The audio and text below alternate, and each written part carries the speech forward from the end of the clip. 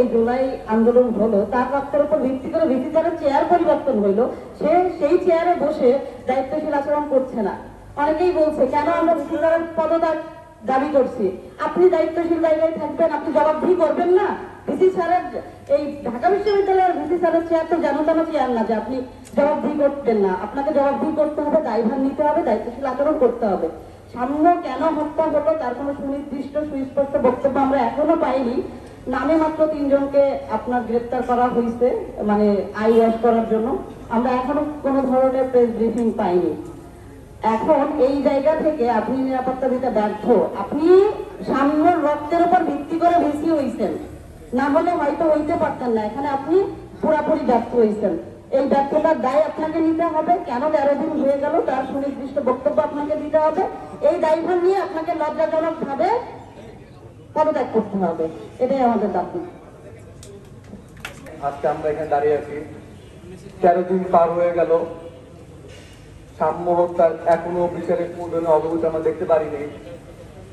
এই বিচারের আমরা কোনো ধরনের যে অ্যাকচুয়ালি ঘটনাটা সাম্যর সাথে কি হয়েছে আমরা কেউ কোনো ধরনের প্রশ্নের কোনো উত্তর পাইনি। অথচ জুলাই সম্মুখীন যোদ্ধা সাম্য তার রাজনৈতিক চৈতন্যে হরণ চেষ্টায় একটা বড় বাহিনী গ্রুপ এবং গুপ্ত সংগঠন প্রতিনিয়ত ব্যস্ত আছে।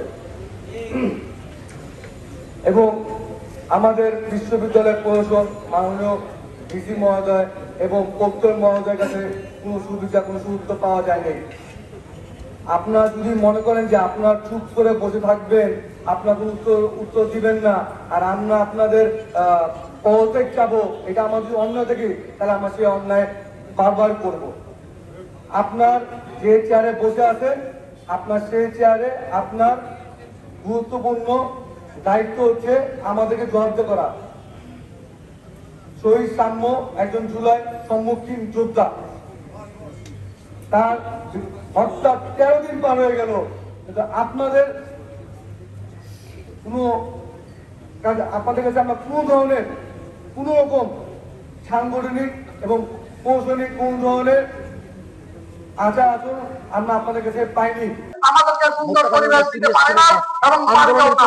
আমরা চাই অতি সত্বরে এই ডিসি এবং এই ডিসির বিশ্ববিদ্যালয়ের নিরাপত্তার নামে নানা রকম প্রতিবাদী কাজ এই হচ্ছে আমরা কিভাবে ট্রেনে নামাইতে হয় মূলত আমরা ভালো করে নিরাপত্তা আমরা এই কাজ থেকে আপনাকে নামাই। আমরা দেখতে পাই ফলশ্রুতিতে বিশ্ববিদ্যালয় এখন উদ্বাস্ত, যে ছিন্ন যারা আছে তারা এখনো অবাধে ঘোরাফেরা করছে, যান চলাচলের কোনো নিয়ন্ত্রণ নেই। শিক্ষার্থীদের যে নিরাপত্তা, ক্যাম্পাসের যে নিরাপত্তার বলয়ে তাদেরকে আবদ্ধ করে রাখা, সেটা বিশ্ববিদ্যালয় প্রশাসন প্রদান করতে সম্পূর্ণরূপে ব্যর্থ।